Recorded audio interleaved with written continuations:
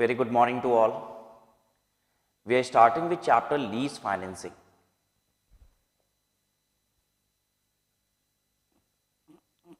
हम लोग स्टार्ट कर रहे हैं lease financing.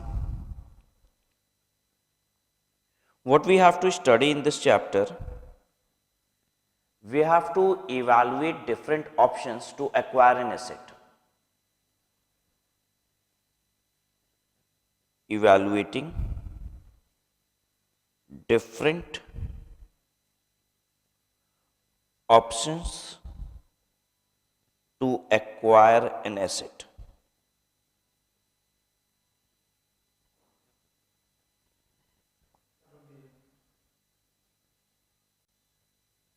So what are those options?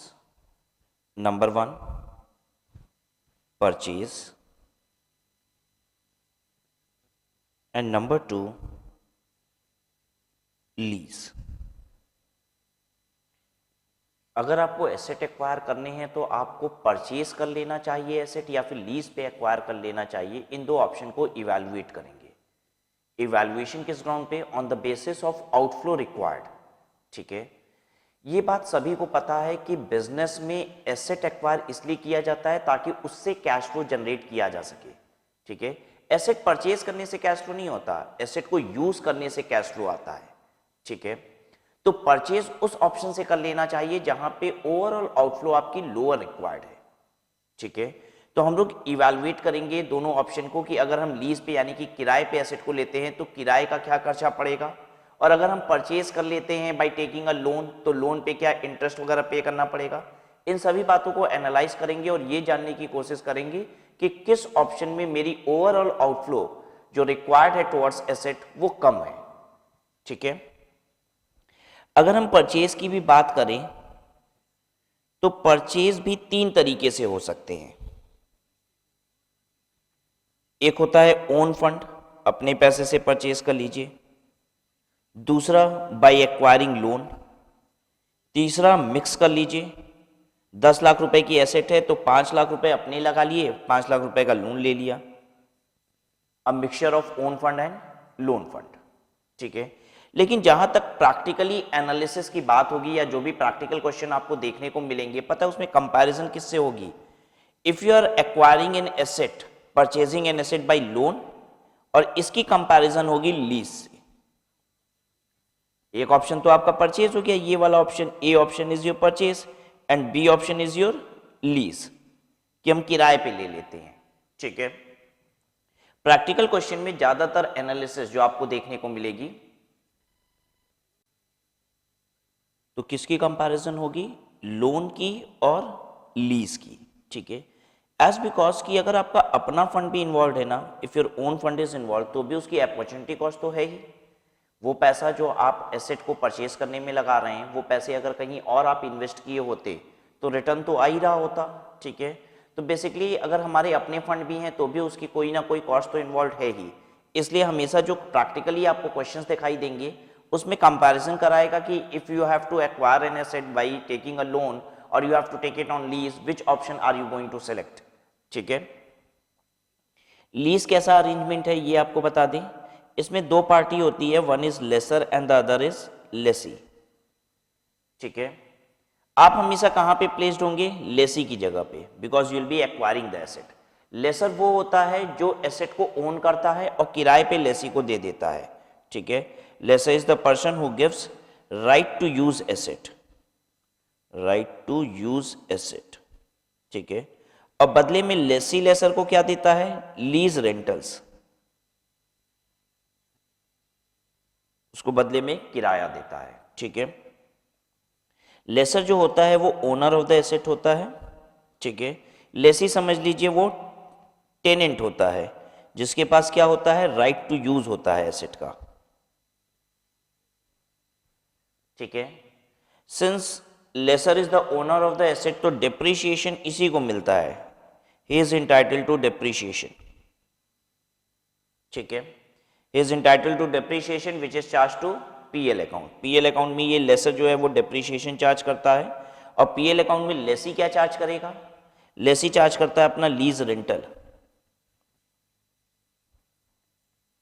ठीक है, बैलेंस शीट में ये इसे एसेट की तरह शो करता है, लेकिन ये शो नहीं कर सकता एज बिकॉज लेसी की एसेट नहीं है. So I hope you have understood the lease arrangement also. There is one party called lessor and the other party is called lessee. Lessor is the person who is the owner of the asset and he gives right to use of asset to the lessee. Lessee in return pays lease rental to the lessor. ठीक है.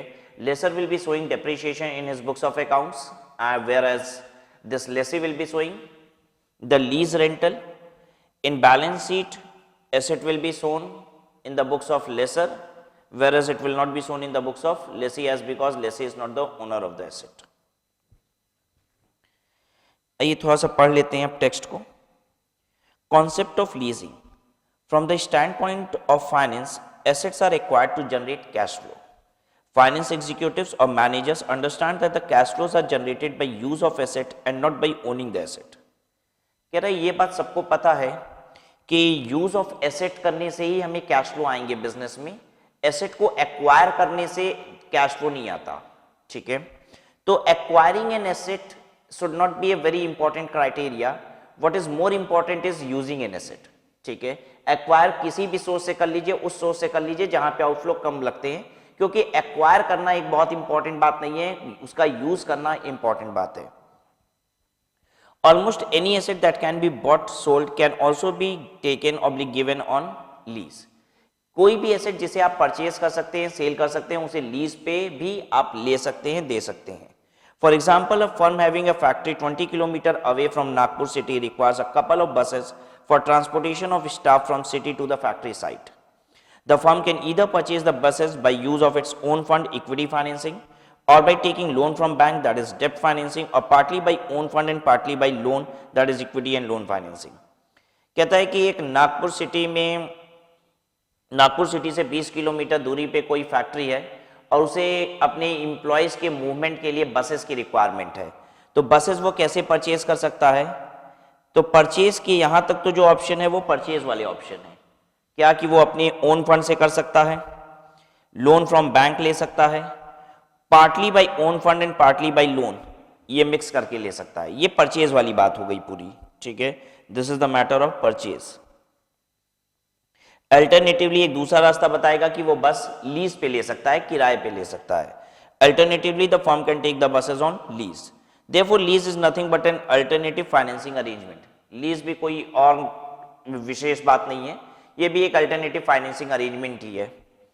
More specifically, lease is a financing decision. First, a firm has to make an investment decision in an asset that will generate cash flow. पता है, पहले आप ये देखिए कि जो आप एसेट एक्वायर करेंगे, क्या उससे जो कैश फ्लोज आपको आएंगी, उसके यूज से जो कैश फ्लोज आएंगी वो वायबल है कि नहीं है. ठीक है. जब आपने इन्वेस्टमेंट डिसीजन ले लिया हो ना कि हमें ये एसेट परचेज करनी है, तो फर्दर डिसीजन आता है कि इस एसेट को कैसे परचेज करना है. ठीक है. फर्दर डिसीजन लेना होगा कि इस एसेट को कैसे परचेज करना है, और तब बात आएगी कि हम इसे परचेज करें या फिर हम इसे लीज पे ले लें. यानी ये जो बात समझाने की कोशिश कर रहा है वो ये कर रहा है कि first you have to take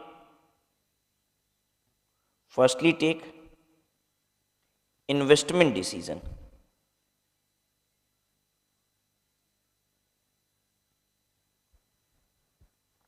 firstly take investment decision. ठीक है. जब आपने इन्वेस्टमेंट डिसीजन ले लिया, इन्वेस्टमेंट डिसीजन का मतलब whether to acquire an asset और not.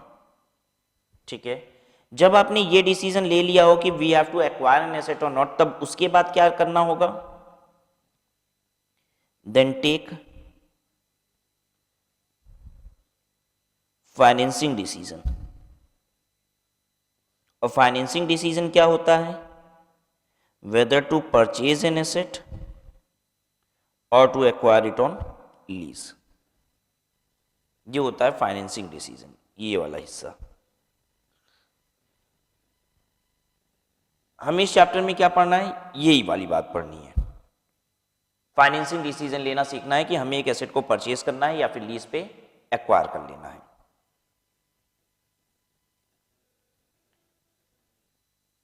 After that, the finance manager has to decide whether the asset is to be bought by using internal fund or borrowing, or by both, or by taking the asset on lease.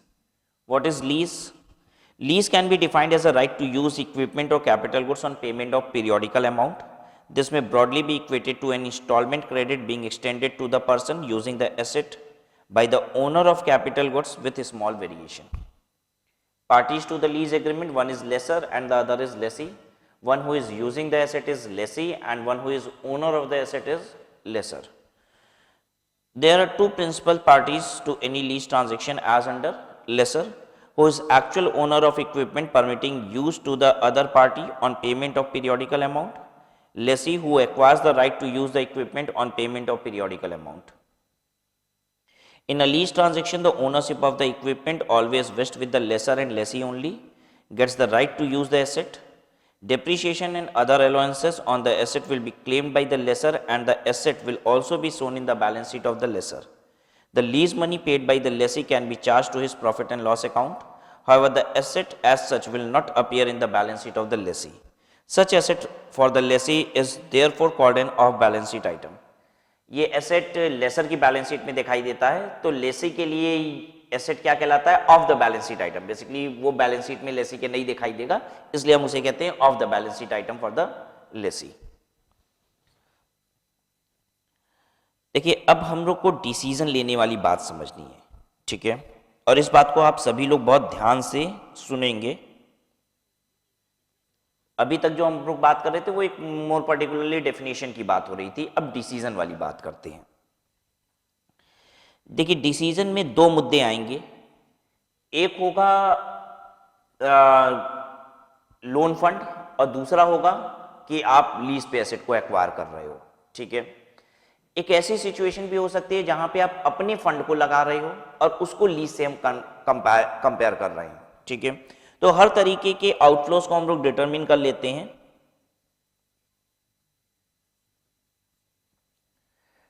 Outflow क्या होगी अगर आप own fund use कर रहे हो? अगर हम own fund use कर रहे हैं तो हमारी इनिशियल कॉस्ट लग रही है. अगर हमने एसेट खुद से परचेज कर लिया तो 30 लाख 50 लाख रुपए जो हमने अभी तुरंत इंस्टेंट पे किए वो लगा मेरा, ठीक है. अगर हमने एसेट खुद से परचेज किया है तो ये बताइए हमें डेप्रीशिएशन क्लेम करने को मिलेगा और डेप्रीशिएशन की वजह से हमें क्या होगा? टैक्स सेविंग होगी, ठीक है. जितना हम ओनर ऑफ द एसेट बन गए, ठीक है, हमने अपना पैसा लगाया, 30 लाख रुपए लगाया तो ये मेरी कॉस्ट लग गई, इनिशियल कॉस्ट. उसके बाद हम उस एसेट पे डेप्रीशिएशन क्लेम करेंगे. डेप्रीशिएशन पीएल में खर्चे की तरह चार्ज होगा, मेरा प्रॉफिट कम हो जाएगा जिसकी वजह से, ठीक है. और ऐसे में हमें क्या होगा? टैक्स की बचत हो जाएगी.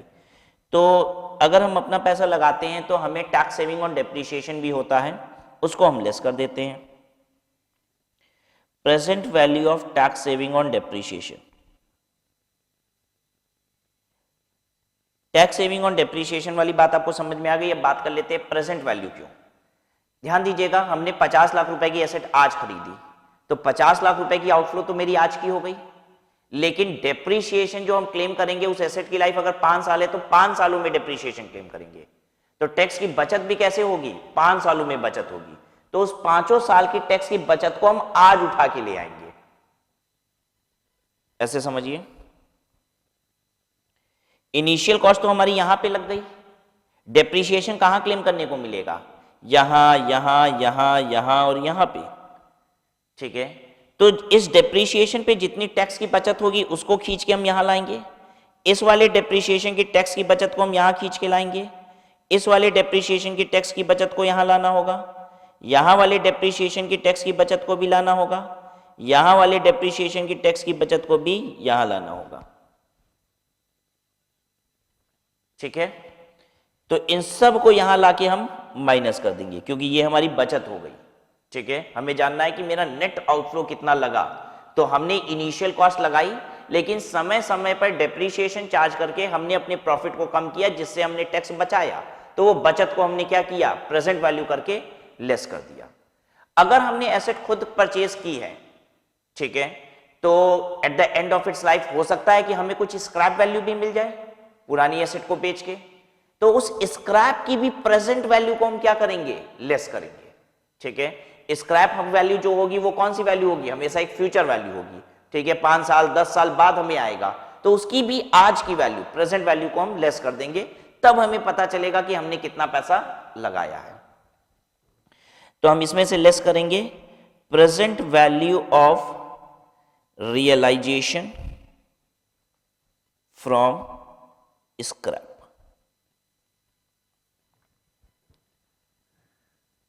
बस इतनी चीजों को आप एकदम रट लीजिए, याद कर लीजिए, दिमाग में बैठा लीजिए कि क्या क्या चीजें करना होता है। अगर अपना पैसा लगा है तो खर्चा क्या है मेरा, अगर मेरा अपना पैसा लगा हुआ है तो आउटफ्लो रिक्वायर्ड कितनी है, जो हमने पैसा लगाया है इमीडिएट, समय समय पे जो हम डेप्रीशिएशन चार्ज करेंगे उसकी टैक्स सेविंग, ठीक है, माइनस करनी होगी, और फ्यूचर में जो स्क्रैप वैल्यू आएगी उसकी भी प्रेजेंट वैल्यू माइनस करनी होगी। ठीक है, चलिए दूसरा केस, अगर यही लोन फंड है,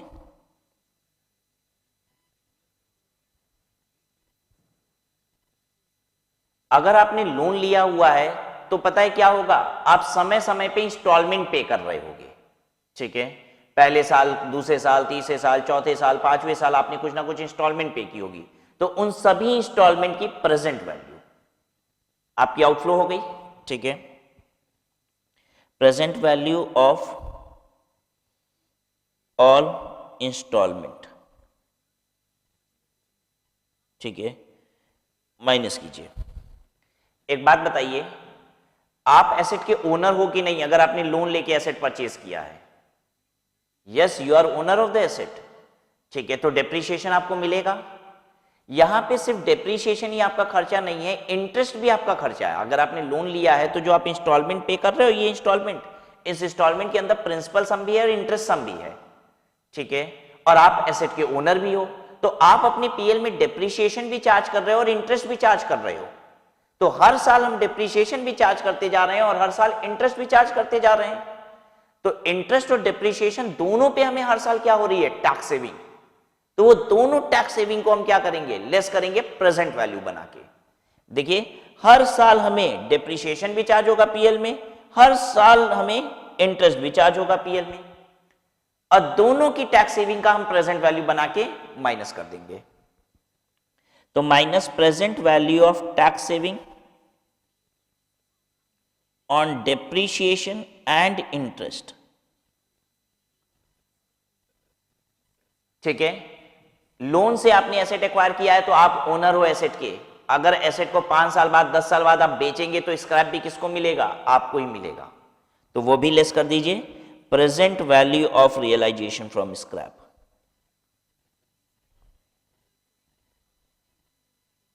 सबको बात समझ में आ रही है कि नहीं,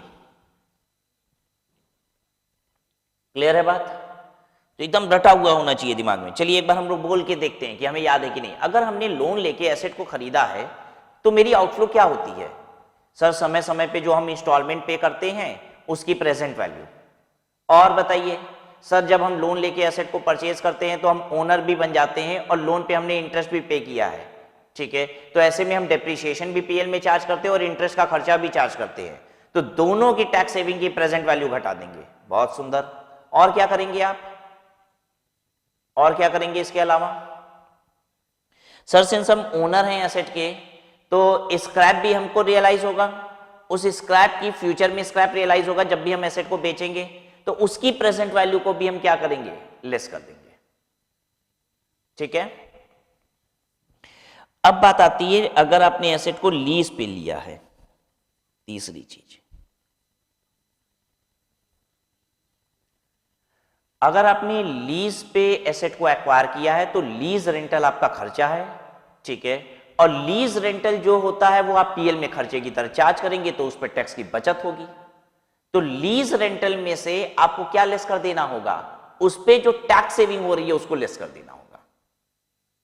ठीक है, मतलब लीज रेंटल को नेट ऑफ टैक्सेस बना देना होगा। ठीक है, जैसे अगर मान लीजिए हम 100 रुपए का लीज रेंट पे कर रहे हैं, 100 रुपए का किराया पे कर रहे हैं, तो 100 रुपए हम अपने पीएल में चार्ज करेंगे खर्चे के तौर पे। और अगर 100 रुपए का हम खर्चा पीएल में चार्ज करेंगे तो मेरा प्रॉफिट कितने से कम हो जाएगा, 100 रुपए से। सपोज मेरा टैक्स रेट कितना है, 30%, तो मेरे टैक्स की बचत कितनी हो जाएगी, 30 रुपए। हम फिर से रिपीट कर रहे हैं बच्चों, ध्यान से सुनिए। हमने 100 रुपए का किराया दिया, खर्चा कितना मेरा 100 रुपए, पीएल में कितना चार्ज करेंगे 100 रुपए, 100 रुपए का खर्चा पीएल में बढ़ा देंगे, प्रॉफिट कितने से कम हो जाएगा 100 रुपए। अगर 100 रुपए की प्रॉफिट कम हो जाएगी तो मेरा टैक्स कितना बच जाएगा, 30% मान लीजिए टैक्स रेट है तो 30 रुपए का टैक्स बच जाएगा। यानी कुल मिला के लीज रेंट की वजह से हमें कितना देना पड़ा 70 रुपया। 100 रुपया का अगर हम किराया देते हैं ना तो 30 रुपए का टैक्स भी बच जाता है, तो कुल मिला के देना कितना पड़ता है अपनी जेब से 70 रुपया, बस ऐसे समझिए। 100 रुपया किराया देंगे लेकिन 30 रुपए का टैक्स भी तो बचेगा, तो 70 रुपया ही देना पड़ा। ठीक है, अब हमको 70 रुपया कई साल तक देना पड़ेगा, मान लीजिए 5 साल के लिए किराए पे लिए हैं तो 5 साल तक देना पड़ेगा। ठीक है, तो उन सब की क्या करनी है फिर प्रेजेंट वैल्यू। तो लीज रेंट में हमें सिर्फ क्या करना होगा, present value of lease rent net of taxes, या फिर ऐसे कह लीजिए कि present value of lease rent करेंगे, उसमें से माइनस करेंगे present value of tax saving on lease rent. ठीक है, लीज रेंट पे जो टैक्स की बचत हो रही है उसकी प्रेजेंट वैल्यू को माइनस करेंगे, या फिर सीधे ऐसे कह लीजिए कि लीज रेंट में से जो टैक्स की बचत हो रही है वो माइनस करके सारे लीज रेंट की हम क्या करेंगे प्रेजेंट वैल्यू निकाल देंगे। हर लीज रेंट में से जितनी टैक्स की बचत हो रही है उसको माइनस करेंगे। जैसे हर साल अगर हम 100 रुपए का किराया दे रहे हैं तो 100 रुपए के किराए में से 30 रुपया कम कर देंगे, हुआ 70 रुपया। अब वो सभी 70 रुपए की हम क्या बना देंगे present value. All set everyone. आपके एग्जाम में जो नॉर्मली क्वेश्चन देखने को मिलेंगे वो होगा लोन फंड वर्सेस लीज। ठीक है, लोन फंड वर्सेस लीज। तो बस दिमाग में बैठा लीजिए क्या करना होगा। पहले लोन फंड को हम सॉल्व करेंगे, अगर लोन लिया है तो हमको क्या क्या निकालना होगा। देखिए, present value of all instalment निकाल लीजिएगा, टैक्स सेविंग ऑन डेप्रिसिएशन और इंटरेस्ट इसकी प्रेजेंट वैल्यू, और present value of realisation from scrap निकाल लीजिएगा। अगर इतनी चीज आप कैलकुलेट कर देते हो तो लोन फंड से आउटफ्लो कितनी है ये पता चल जाएगी, और लीज तो एक लाइन में हो जाएगा, बहुत सिंपल रहेगा। Lease rent net of taxes कीजिएगा, उसकी प्रेजेंट वैल्यू। ठीक है, चलिए देखना शुरू करते हैं। Let us come to question number 1।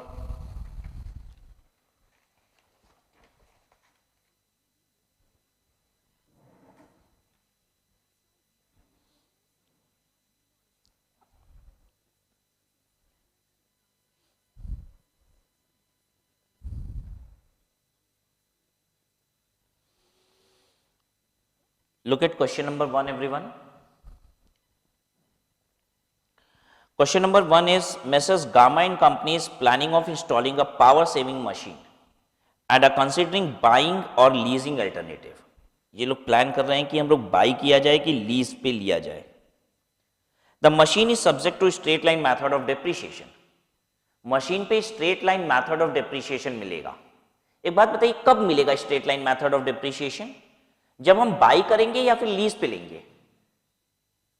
जब हम बाई करेंगे, क्योंकि बाई करेंगे तभी तो ओनर बनेंगे। अगर हम लीज पे एसेट को ले लेंगे तो हमें डेप्रिसिएशन नहीं मिलेगा। पता है डेप्रिसिएशन किसको मिलेगा? लेसर को मिलेगा।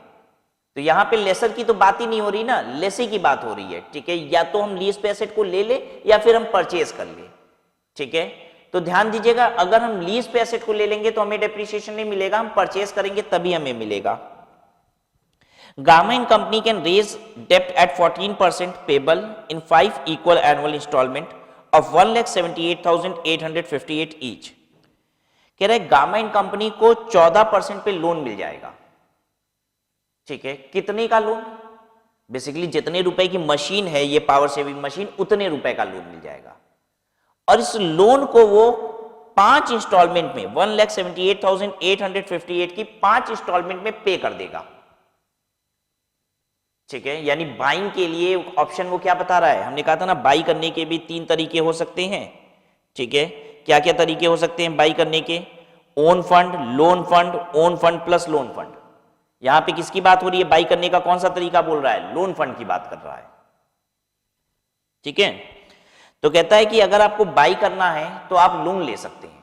ठीक है, कितने रुपए का लोन है ये नहीं बता रहा है आपको, कह रहा है लेकिन 1,78,858 की 5 इंस्टॉलमेंट आप पे करेंगे ना तो आपका लोन क्लियर हो जाएगा।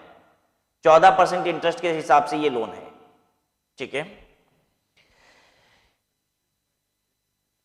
At the beginning of the year, अच्छा ये इंस्टॉलमेंट कब पे करनी है, at the beginning of the year, इस बात का ध्यान दीजिएगा, यानी पहली इंस्टॉलमेंट इमीडिएट पे करनी है और फिर क्या करना है, हर साल के बिगनिंग में पे करना है, यानी 5 इंस्टॉलमेंट को पे करने में सिर्फ 4 ही साल लगेंगे, 5 इंस्टॉलमेंट को पे करने में सिर्फ 4 ही साल लगेंगे। रीजन बीइंग, एक पहली इंस्टॉलमेंट तो अभी तुरंत पे हो गई ना, ठीक है, और हर साल की बिगनिंग में है, तो पहले साल की बिगनिंग, दूसरे साल की बिगनिंग, तीसरे, चौथे और 5वें साल की बिगनिंग। 5वें साल की बिगनिंग का मतलब क्या होता है, चौथे साल का अंत, ठीक है।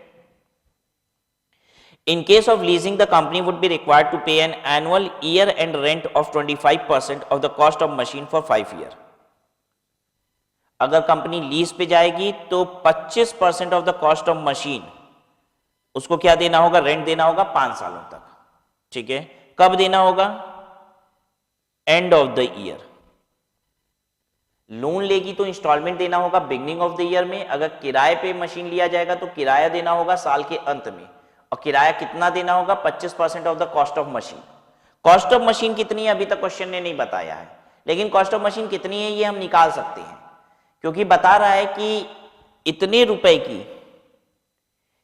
रुपए की अगर आप 5 इंस्टॉलमेंट पे कर दोगे ना तो 14% इंटरेस्ट के हिसाब से आपका लोन पूरा हो जाएगा, ठीक है। और लोन कितने का होगा, बेसिकली लोन कितने का होगा, लोन उतने रुपए का होगा जितने रुपए की हमारी एसेट है। The company is in 40% tax bracket, tax rate 40% है। Salvage value is estimated at 24,998। चलिए इस बात पे भी ध्यान दें हम लोग, यहां पे बोलता है सॉल्वेज वैल्यू, ठीक है।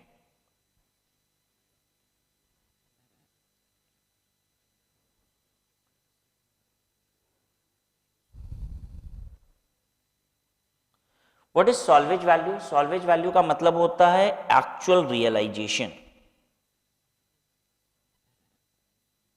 ठीक है।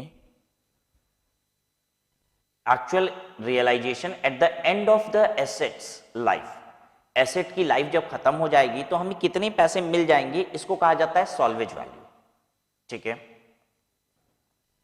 लेकिन एक बात बताइए, हम सॉल्वेज वैल्यू क्या एक्यूरेटली इस सिचुएशन में बता सकते हैं, जब हम लोग प्लान कर रहे हैं कोई भी चीज, आज हम एसेट खरीदने का प्लान कर रहे हैं, ठीक है, और हम ये कह रहे हैं कि सॉल्वेज वैल्यू 5 साल बाद इतनी होगी, तो क्या इसका मतलब हम यही बता रहे हैं कि सचमुच इतना पैसा आ रहा है? नहीं, ये एक्चुअल रियलाइजेशन की जो हम बात कर रहे हैं ये एस्टिमेटेड है, ये एक्चुअल नहीं हो सकता। रीजन बीइंग कि सॉल्वेज वैल्यू हम आज बोल रहे हैं ना कि 5 साल बाद बोल रहे हैं, ध्यान दीजिए। ये 0 पॉइंट ऑफ टाइम है, ये 5th ईयर है, ठीक है। एसेट की लाइफ यहां पे खत्म हो जाएगी, ठीक है, एसेट की लाइफ यहां पे खत्म हो जाएगी, तो हमें सॉल्वेज वैल्यू कितना मिलेगा, हम कहते हैं 24,998 रुपए मिलेंगे। अब हम आपसे ये जानना चाहते हैं 24,998 रुपए मिलेंगे, ये बात हम कहां पे कह रहे हैं, यहां पे कह रहे हैं या फिर यहां पे कह रहे हैं? हम यहां पे सोच रहे हैं, हम यहां पे सोच रहे हैं, यहां पे खड़े होके बोल रहे हैं कि यहां पे हमें क्या होगा, 24,998 रुपए मिल जाएंगे, ठीक है। What you are planning is, you are planning at this point of time. आप यहां पे खड़े होके बोल रहे हैं कि हमें 24,998 रुपए मिल जाएंगे, कहां पे, यहां पे मिल जाएंगे, ठीक है। तो ये जो सॉल्वेज वैल्यू है ये एस्टिमेटेड सॉल्वेज वैल्यू है, ठीक है। दिस एस्टिमेटेड सॉल्वेज वैल्यू को ही हम एज्यूम कर लेते हैं कि हमें इतना पैसा 5 साल के अंत पे मिल जाएगा, और इसी को कंसीडर करके हम क्या करते हैं, डिप्रिसिएशन भी निकाल लेते हैं। जब आप डिप्रिसिएशन कंप्यूट करते हैं तो कैसे कंप्यूट करते हैं, original cost minus scrap value divided by useful life, ठीक है। तो हम यही स्क्रैप वैल्यू को कंसीडर करके डिप्रिसिएशन भी निकालेंगे, और यही स्क्रैप वैल्यू हमें 5 साल के अंत पे रियलाइज हो जाएगी, ये भी एज्यूम कर लेंगे। आ रही है बात समझ में सबको? तो 24,998 रुपए की हमारी क्या है, सॉल्वेज वैल्यू, और 24,998 रुपए को हम actual realisation at the end of 5th year भी मानेंगे, और इसी को कंसीडर करके हम क्या निकाल लेंगे, डिप्रिसिएशन भी कंप्यूट कर लेंगे। तो salvage value is estimated at 24,998 eight the end of 5th year. Evaluate the two alternatives and advise the company by considering the after tax cost of debt concept under the both alternative. दोनों alternative को evaluate कीजिए और company को advice कीजिए कि क्या करना चाहिए, ठीक है। आफ्टर टैक्स कॉस्ट ऑफ डेब्ट को कंसीडर कीजिएगा फॉर इवैल्यूएटिंग द ऑप्शन, ठीक है। इसका मतलब ये हुआ कि प्रेजेंट वैल्यू निकालते समय, प्रेजेंट वैल्यू फैक्टर आप लेंगे ना सभी फ्यूचर वैल्यूज को प्रेजेंट वैल्यू लाने के लिए, तो उसमें आफ्टर टैक्स कॉस्ट ऑफ डेब्ट लीजिएगा, ठीक है। कॉस्ट ऑफ डेब्ट कितना है 14%, ठीक है। आफ्टर टैक्स कॉस्ट ऑफ डेब्ट का मतलब क्या हुआ, हमको पोस्ट टैक्स कॉस्ट ऑफ डेब्ट लेना होगा। आंसर 1।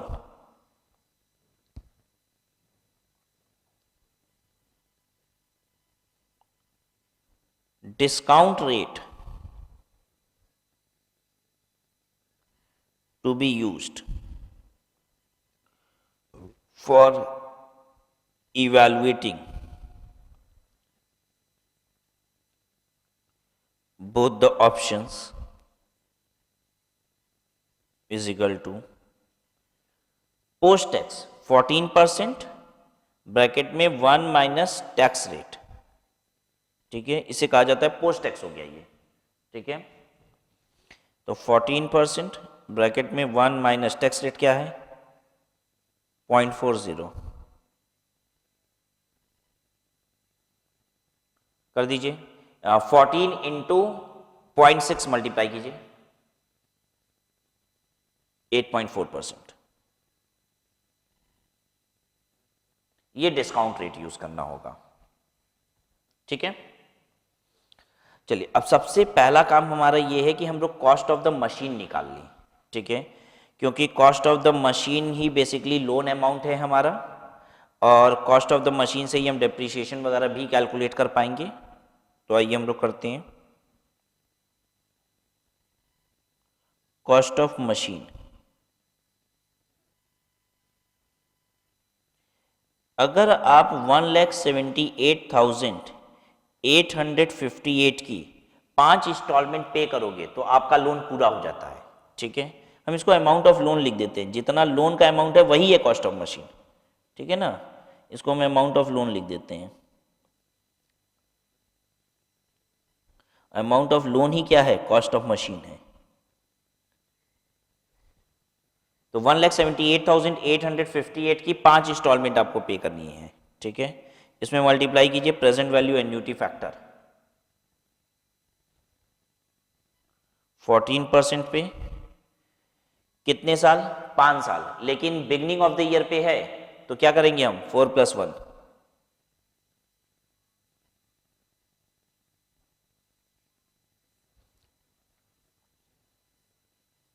सबको समझ में तो आ रहा है ना। 1,78,858 की 5 इंस्टॉलमेंट पे करेंगे तो लोन का अमाउंट क्लियर हो जाएगा। डायग्रामेटिकली समझा दें आपको।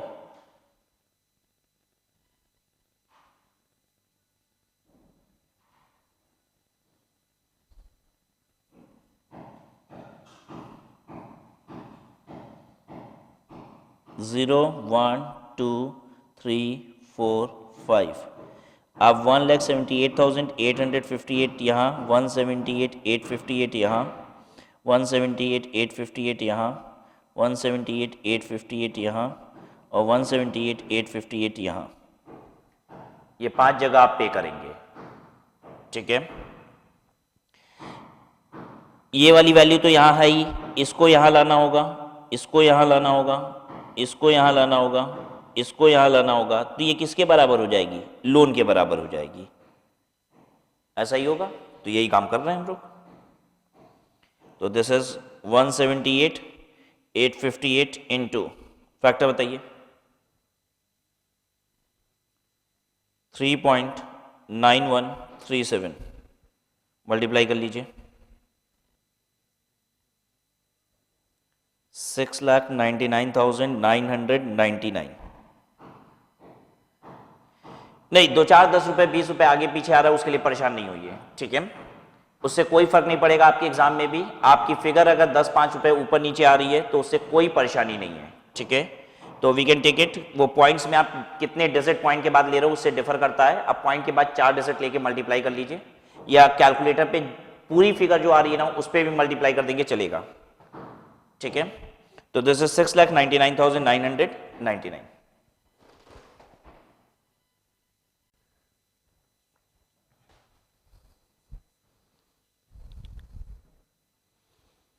ठीक है। अमाउंट ऑफ लोन आपका जो होगा वो 6,99,999 रुपीज़ का होगा और यही कॉस्ट ऑफ द मशीन होगी। ठीक है, मशीन को एक्वायर करने के लिए आपने इतने रुपए का लोन लिया।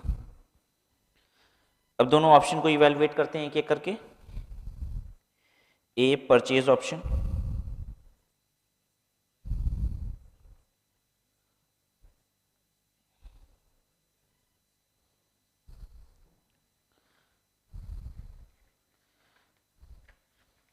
अच्छा अब बात समझिएगा, परचेज ऑप्शन अगर लोन से हो रहा है तो हमें किन बातों का ध्यान रखना है। हमें present value of all instalment चाहिए, इंस्टॉलमेंट मेरे पास आ गई है। ठीक है, ये रही इंस्टॉलमेंट जो क्वेश्चन में भी दी हुई है। ठीक है, इसकी हमको प्रेजेंट वैल्यू बनानी होगी। उसके बाद और क्या करना है, नेक्स्ट डेप्रीशिएशन और इंटरेस्ट कॉस्ट की टैक्स सेविंग को लेना है। तो हमें डेप्रीशिएशन निकालना है और इंटरेस्ट कॉस्ट निकालना है। तो चलिए हम लोग एक काम करते हैं कि इस इंस्टॉलमेंट, ये तो इंस्टॉलमेंट है तो इसके अंदर प्रिंसिपल सम भी होगा, इंटरेस्ट भी होगा, तो हम लोग प्रिंसिपल और इंटरेस्ट को अलग अलग करते हैं सभी इंस्टॉलमेंट्स के। ठीक है, ताकि इंटरेस्ट पता चल जाए, फिर डेप्रीशिएशन निकाल लेंगे और फिर डेप्रीशिएशन और इंटरेस्ट दोनों की टैक्स सेविंग निकाल लेंगे। ठीक है, तो पहला काम क्या करते हैं हम लोग, कैलकुलेशन ऑफ इंटरेस्ट कर लेते हैं। Calculation of interest. ठीक है, कैलकुलेशन जब हम कर रहे हैं तो एक आध दो रुपए का थोड़ा सा अंतर सबका आ सकता है, रीजन बीइंग कि राउंडिंग ऑफ आप कैसे कर रहे हैं। ठीक है, तो उससे कोई परेशानी की बात नहीं है। एग्जाम में भी 10 20 25 रुपए आपका ऊपर नीचे आंसर रहेगा तो भी उससे फर्क नहीं पड़ेगा। ठीक है, उसको बेसिकली कैलकुलेशन डिफरेंसेस मान के करेक्ट ही माना जाता है। ईयर, ओपनिंग आउटस्टैंडिंग, ठीक है, interest at the rate of 14%, instalment, closing outstanding.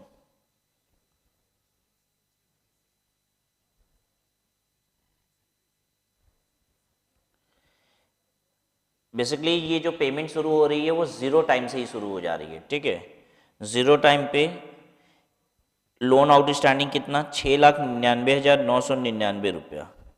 कोई इंटरेस्ट बनेगा क्या, नहीं बनेगा, क्योंकि हमने साल के पहले दिन ही पहली इंस्टॉलमेंट दे दी। तो जब हमने पहली इंस्टॉलमेंट साल के पहले दिन ही दे दी तो अभी कोई इंटरेस्ट हुआ ही नहीं है। ठीक है, कितना दे दिया, 1,78,858। ठीक है, फिर 1 ईयर, 2 ईयर, 3 ईयर और 4 ईयर। ठीक है, 1 ईयर का मतलब होता है पहले साल का अंत। ठीक है, पहले साल का अंत का मतलब ही क्या हुआ, दूसरे साल की बिगनिंग। ठीक है, तो हम हर साल की बिगनिंग पे दे रहे हैं ना। ये 0 का मतलब क्या हुआ, व्हाट इज 0, 0 का मतलब हो गया पहले साल की बिगनिंग, दूसरे साल की बिगनिंग, तीसरे साल की बिगनिंग, चौथे साल की बिगनिंग और ये रही 5वें साल की बिगनिंग। सब पे हम कितना इंस्टॉलमेंट पे करेंगे, द सेम इंस्टॉलमेंट 1,78,858।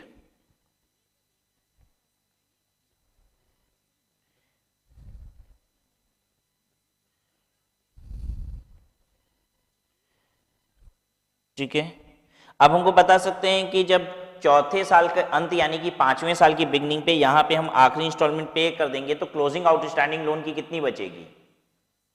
स्वाभाविक है, लोन खत्म हो चुका है, यहां पे नील बचेगा, लोन रीपे हो चुका होगा।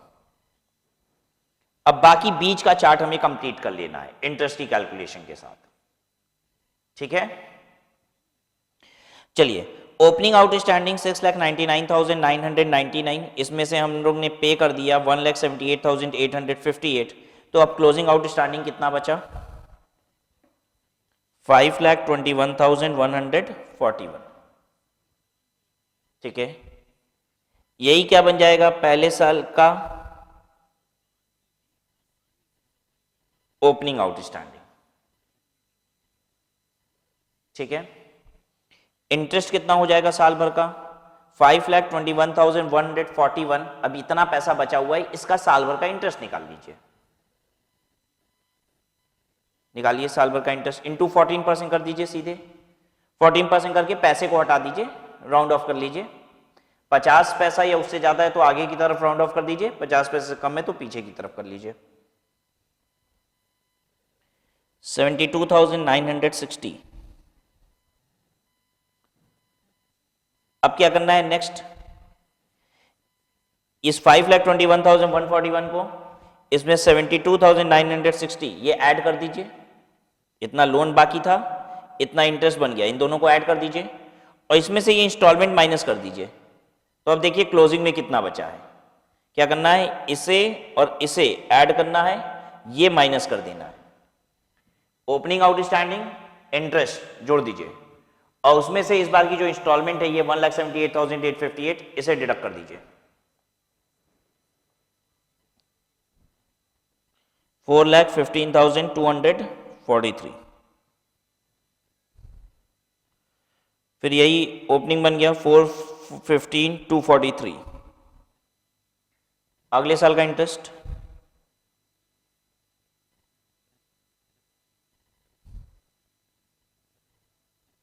ठीक है, वापस से ओपनिंग आउटस्टैंडिंग इंटरेस्ट को जोड़िए, इंस्टॉलमेंट घटा दीजिए।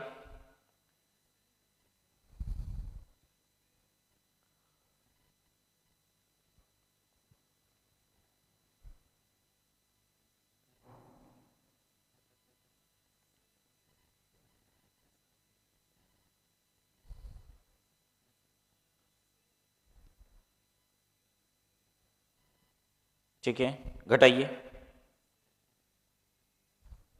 156,894,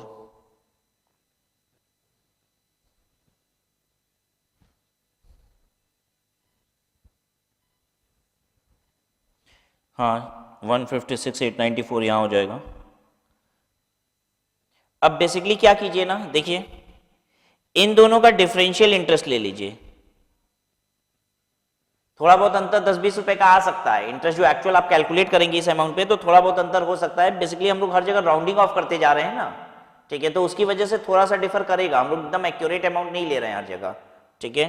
तो आप डिफरेंशियल बताइए कितना हो रहा है, 21,964, इंटरेस्ट कैलकुलेट कीजिए कितना हो रहा है, इस पे इंटरेस्ट कैलकुलेट कीजिए, इस पे इंटरेस्ट कैलकुलेट कर रहे हैं तो कितना, 1 रुपये 15 पैसे का डिफरेंस आ जा रहा है, एक 21,965 पॉइंट समथिंग, अच्छा ठीक है, एक आध 1.5 रुपए 2 रुपए अंतर हो सकता है, 10-20 रुपए का भी अंतर हो सकता है, ठीक है, बेसिकली हम लोग राउंडिंग ऑफ करते हुए चल रहे हैं इसलिए ये डिफरेंशियल पॉसिबल है, ठीक है। तो हमने यहाँ पे इंटरेस्ट कैसे कैलकुलेट कर लिया, इसका और इसका डिफरेंस ले लिया, ये इंटरेस्ट हो गया, एज बिकॉज ये तो हमें पता ही है कि लोन हमें क्या हो चुका है, क्लियर हो गया है यहाँ पे, ठीक है। तो देखिए इससे हमको क्या मिल गया, हर साल का इंटरेस्ट का खर्चा मिल गया, इसी इंटरेस्ट के खर्चे पे हमको टैक्स सेविंग निकालनी है, लेकिन साथ में डेप्रिसिएशन की भी टैक्स सेविंग निकालनी है। तो एक काम और लगे हाथ कर लेते हैं, इंटरेस्ट की कैलकुलेशन हो गई, अब अगला काम डेप्रिसिएशन निकालते हैं। Depreciation per annum, cost of the machine minus scrap value divided by useful life, ये फॉर्मूला सबको पता है, cost of the machine 6,99,999 minus scrap value, question में दिया हुआ है salvage value is 24,998, useful life of the asset is 5 years। Round of कर लीजिए, पैसे को हटा दीजिए, 1,35,000,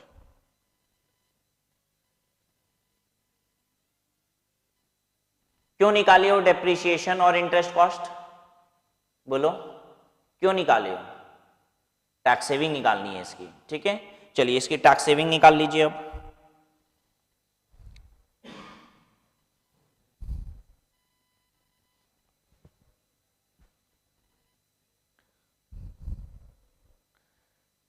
tax saving on depreciation and interest,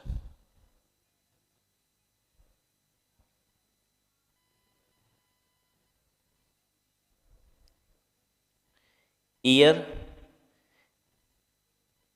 interest depreciation total और इन दोनों पे टैक्स सेविंग, 1 2 3 4 5। हर साल का इंटरेस्ट और डेप्रिसिएशन बताइए, उसकी जोड़ लगाएंगे और फिर उस पर टैक्स सेविंग निकाल देंगे। ठीक है,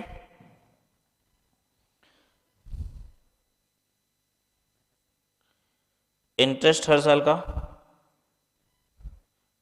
72,960, 58,134, 41,233, 21,964। कॉपी कर दिया है, ये जो निकला था ऊपर, ये इंटरेस्ट आया था ना आपका, यही कॉपी कर लिया। ठीक है, अच्छा, पाँचवें साल कोई इंटरेस्ट था ही नहीं, एज बिकॉज पाँचवें साल के बिगनिंग में ही आपने तो इंस्टॉलमेंट पूरी पे कर दी थी। तो नाउ डिप्रिशिएशन हर साल का 1,35,000।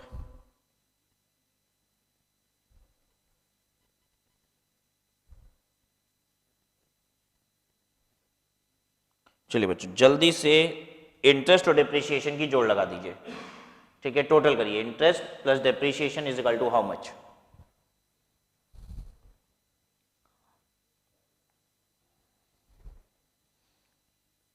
2,07,960।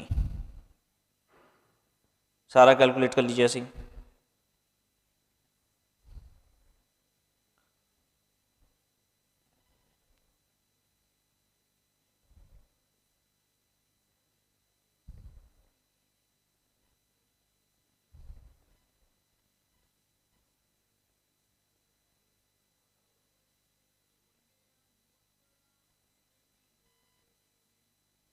टैक्स सेविंग क्या बता रहा है टैक्स रेट क्वेश्चन में?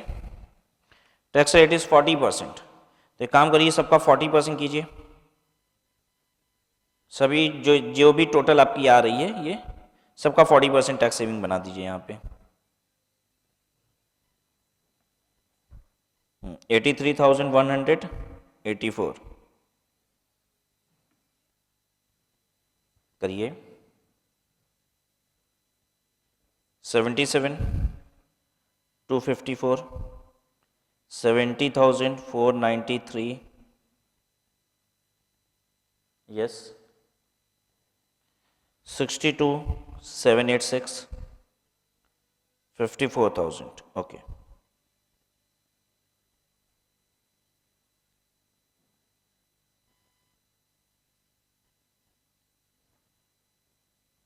हो गया सबका?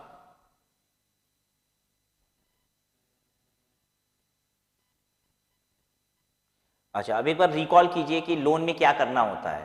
Present value of all instalment, उसमें से माइनस क्या करते हो? Present value of tax saving on depreciation and interest, और फिर जो स्क्रैप रियलाइजेशन होती है उसकी भी प्रेजेंट वैल्यू माइनस करते हैं। तो हर साल इंस्टॉलमेंट पे करना है और हर साल ये टैक्स सेविंग होगी। ध्यान दीजिए, हर साल इंस्टॉलमेंट है आपकी, every year you have to pay installment and every year you will get this tax saving. तो हर साल की इंस्टॉलमेंट में से ये टैक्स सेविंग माइनस करते जाते हैं। इंस्टॉलमेंट हमें आउटफ्लो है, इंस्टॉलमेंट देनी पड़ेगी, और टैक्स सेविंग हमारी बचत हो गई। तो जो आपकी आउटफ्लो है हर साल की, उसमें से टैक्स वाली बचत को माइनस कर लीजिए और उसकी प्रेजेंट वैल्यू निकाल लीजिए, और उसकी प्रेजेंट वैल्यू में से पांचवें साल जो स्क्रैप आएगा उसकी प्रेजेंट वैल्यू को अलग से लेस कर दीजिएगा, तो टोटल आउटफ्लो पता चल जाएगा। कुल मिला के अब यही करना है। देखिए, इंस्टॉलमेंट आपके पास अलग से तैयार है, हर साल की इंस्टॉलमेंट अलग से तैयार है, हर साल की टैक्स सेविंग अलग से तैयार है, और पांचवें साल का स्क्रैप भी हमें पता है। बस करना क्या है, हर साल की इंस्टॉलमेंट में से ये हर साल की टैक्स सेविंग को माइनस करते हैं, उसकी प्रेजेंट वैल्यू निकालते हैं, और पांचवें साल जो स्क्रैप आएगा उसकी भी प्रेजेंट वैल्यू माइनस कर देते हैं। देखिए कैसे करेंगे इसको।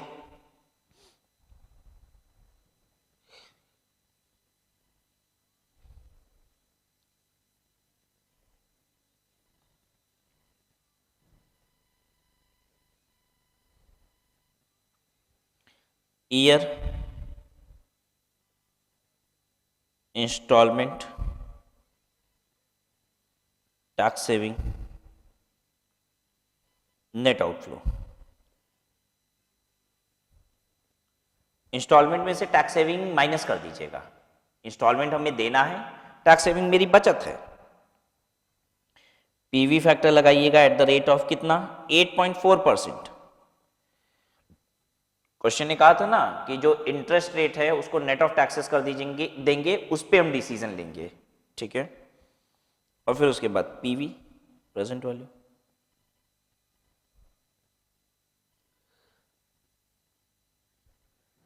इंस्टॉलमेंट हमारी 0 पॉइंट ऑफ टाइम पे भी है तो 0 भी लिखना पड़ेगा यहाँ, 0 1 2 3 4 5। इंस्टॉलमेंट 178,858, 178,858, 178,858, 178,858, 178,858, यहाँ नहीं है। Tax saving 0 point of time पे नहीं है, आगे के सालों में है। 83,184, 77,254, 70,493, 62,786 एंड 54,000। ठीक है। नेट आउटफ्लो माइनस करते जाइएगा इंस्टॉलमेंट में से टैक्स सेविंग। 178,858, यस, 95,674,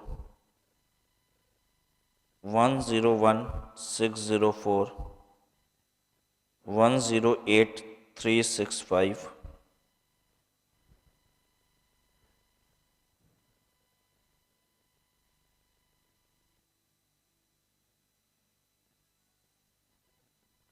116,072। ये 0 में से 54,000 माइनस होगा तो ये निगेटिव हो गया 54,000। 0 पॉइंट ऑफ टाइम की प्रेजेंट वैल्यू 1 रहेगी, प्रेजेंट वैल्यू फैक्टर 1 रहेगा क्योंकि वो पहले ही प्रेजेंट वैल्यू है, ठीक है। 0 पॉइंट ऑफ टाइम पे जो भी वैल्यू है वो प्रेजेंट वैल्यू ही है, ठीक है। प्रेजेंट वैल्यू फैक्टर निकालिए 8.4% पे, कैसे निकालेंगे? 100 डिवाइडेड बाई 108.4, ठीक है। करेंगे हमारे साथ साथ, कैलकुलेटर पे कीजिए, ठीक है। लिखिए 100 divided by 108.4 is equal to कितना आ रहा है? 0.9225, 0.9225। अब करिए इंटू इज इक्वल टू, दूसरे साल का फैक्टर आ जाएगा 0.8510। अब आगे इज इक्वल टू दबाइए तीसरे साल का फैक्टर 0.7851 कर दीजिए, आ रहा है 0.78507 आ रहा है ना, 507। तो 0 के बाद 7 है तो इसलिए हमने 51 कर दिया। पांचवी डिजिट जो है वो 7 है तो चौथी डिजिट को हमने एक बढ़ा दिया पॉइंट के बाद वाली, ठीक है। इसी तरीके से करिए अगले साल का 0.7242, 0.7242, 0.6681, ठीक है। चलिए मल्टीप्लाई कीजिए,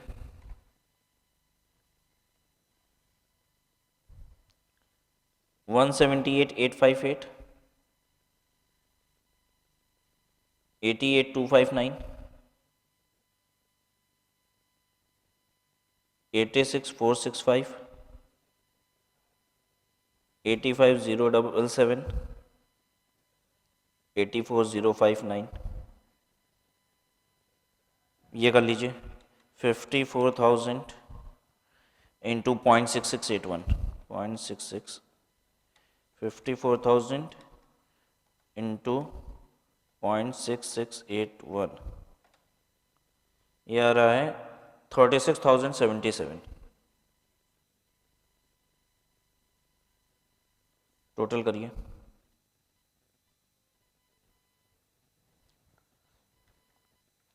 178,858 प्लस 88,259 then 86,465,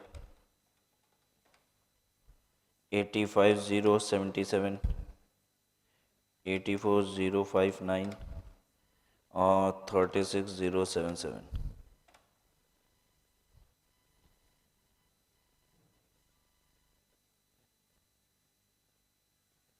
ये माइनस होगा, ये निगेटिव है, -36,077 -36,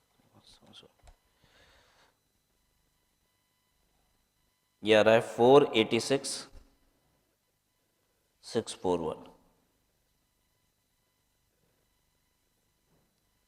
ठीक है, अभी स्क्रैप वाली बात रह गई है, ठीक है ना, स्क्रैप वाली बात रह गई है।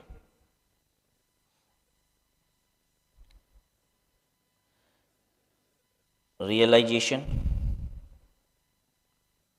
फ्रॉम स्क्रैप, स्क्रैप सेल कितने में होगा, जल्दी बताइए, क्वेश्चन में दिया हुआ है स्क्रैप सेल कितने में होगा, 24,998। ठीक है, WDV कितना बचेगा, WDV कितना बचेगा, WDV इतना ही बचेगा 24,998। चेक कराएं आपको, 1,35,000 की डेप्रीशिएशन हर साल लगाते हो आप, मल्टीप्लाई कीजिए 1,35,000 इंटू 5, 5 साल में डेप्रीशिएशन कितना हो गया, 6,75,000। ठीक है, और कॉस्ट कितनी थी, 6,99,999। डिफरेंस देख लीजिए, तो 24,999 यानी कि अल्टीमेटली वही 24,998 रुपया बच जाएगा। 5 साल में आप कितना डिप्रिशिएट करेंगे, 1,35,000 इंटू 5 ना, और कॉस्ट कितनी है, ये रही, दिस इज योर कॉस्ट। तो इस कॉस्ट में से 5 साल का डिप्रिशिएशन लेस कीजिए तो आप देखेंगे यही WDV बच भी रही है। ठीक है, तो डिप्रिशिएशन निकालते समय जो हम स्क्रैप वैल्यू कंसीडर करते हैं वही WDV बच जाती है। सेल आपने किया 24,998 रुपए में, WDV कितनी, 24,998।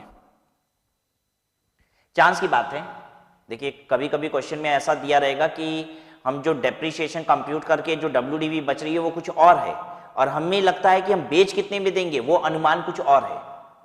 ठीक है, कभी कभी ऐसा भी होगा कि WDV हमारी बची हुई है लेकिन क्वेश्चन ये कहता है कि स्क्रैप वैल्यू कुछ भी नहीं आएगी, एक्चुअल रियलाइजेशन कुछ भी नहीं आएगा। यहां पे कह रहा था सॉल्वेज वैल्यू कितनी है, 24,998। इसका मतलब ये हो गया कि बुक्स के हिसाब से भी 24,998 आ जाएगा और हम बेच के भी इतना पैसा ले आएंगे। ठीक है, तो सेल हम कर रहे हैं 24,998 में, WDV 24,998, इसका मतलब गेन या लॉस कुछ भी नहीं। ठीक है, गेन या लॉस कुछ भी नहीं, यानी इस पे टैक्स भी कुछ भी नहीं, क्योंकि अगर आप अपनी एसेट को WDV से ऊपर बेचते हो तो उस पर टैक्स लगेगा, वो आपके लिए कैपिटल गेन होता है। ठीक है, और अगर आप अपनी एसेट को WDV से कम पे बेचते हो तो आपको कैपिटल लॉस होता है और इस पर टैक्स सेविंग हो जाती है। तो आपको हमेशा ये भी कंसीडर करना होगा कि जब आप स्क्रैप को सेल कर रहे हैं तो आप गेन में है या लॉस में है, अकॉर्डिंगली आपको उस पर टैक्स या फिर टैक्स सेविंग भी कंप्यूट करनी होगी। ठीक है, आगे क्वेश्चन में डिस्कस करेंगे कि कहां पे ये बातें वेरी कर जाती हैं। ये सिंस पहला क्वेश्चन था तो यहाँ पे बहुत सिंपल सी बात कही गई कि सॉल्वेज इतना रुपया है। जब इस तरीके की सिंपल बात करें, सॉल्वेज इतना रुपया है मतलब उतने में ही बिका भी है और वही आपने WDV के लिए कंसिडर भी किया है। क्लियर है सबको?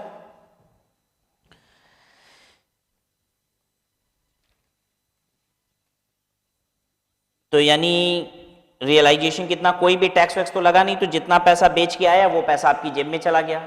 ठीक है, तो रियलाइजेशन फ्रॉम स्क्रैप,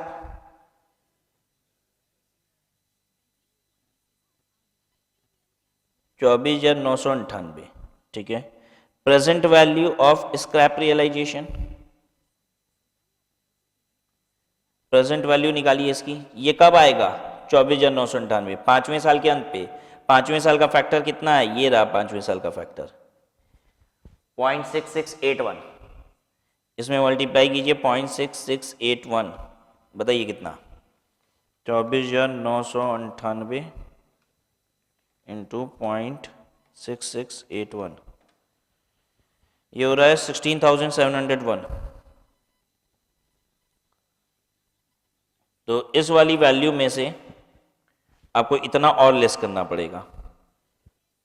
ठीक है, तो present value of total outflow,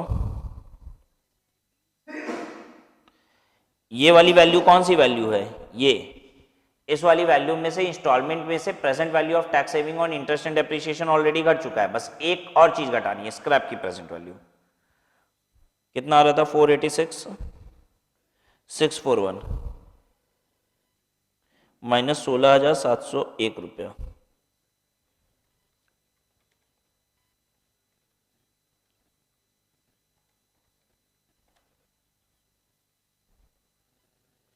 $469,940।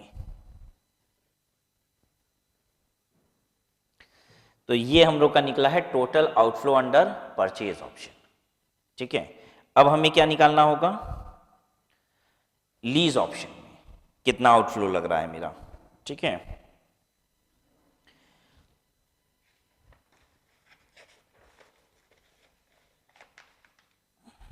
आइए इवेलुएट करते हैं लीज ऑप्शन को भी। ये हो गया सबका।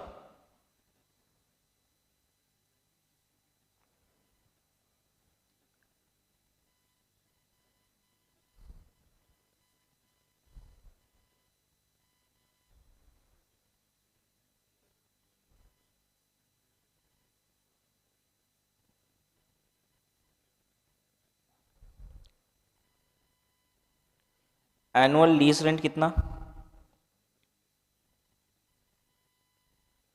6,99,999 की मशीन है और 25% कह रहा था कि लीज रेंट होगा, यानी 1,75,000। अगर हर साल हम 1,75,000 रुपए का लीज रेंट पे करेंगे तो 1,75,000 की प्रॉफिट कम हो जाएगी और इसका 40% मेरा टैक्स बच जाएगा। ठीक है, तो टैक्स सेविंग 1,75,000 इंटू 40% कितना, 70,000। ठीक है, तो annual lease rent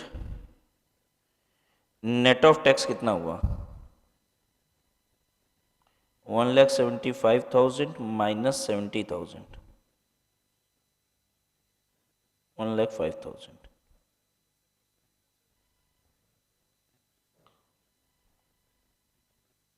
Present value of lease rent net of tax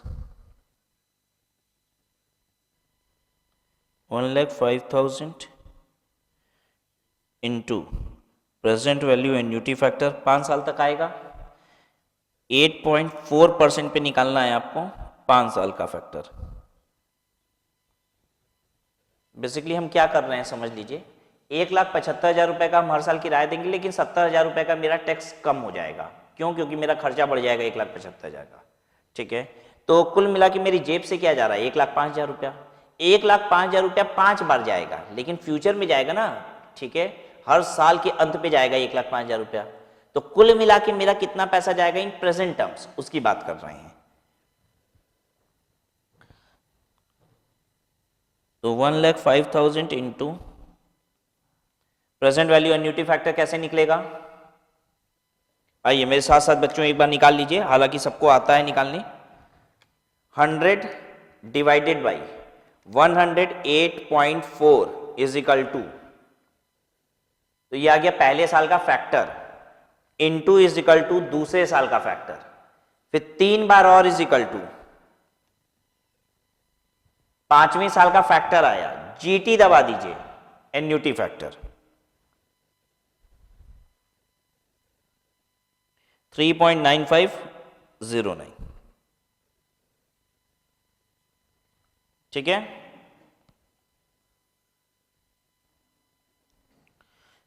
कितना हो रहा है 414,845। देख लीजिए अब कहाँ ज़्यादा पैसा लग रहा है और कहाँ कम लग रहा है, क्योंकि जहाँ पैसे कम लग रहे हैं, आउटफ्लो जहाँ पे कम है, वो ऑप्शन हम सेलेक्ट कर लेंगे।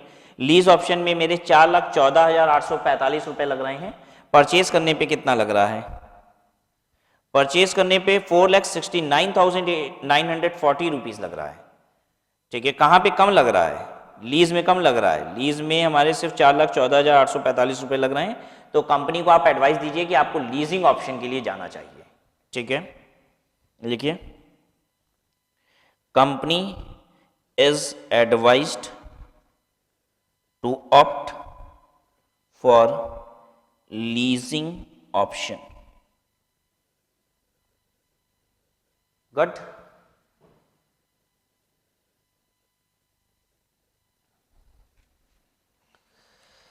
बस यही चीज करना है। अगर आपके दिमाग में इतनी बात बैठ जाए ना तो हर क्वेश्चन को आप सॉल्व कर लेंगे।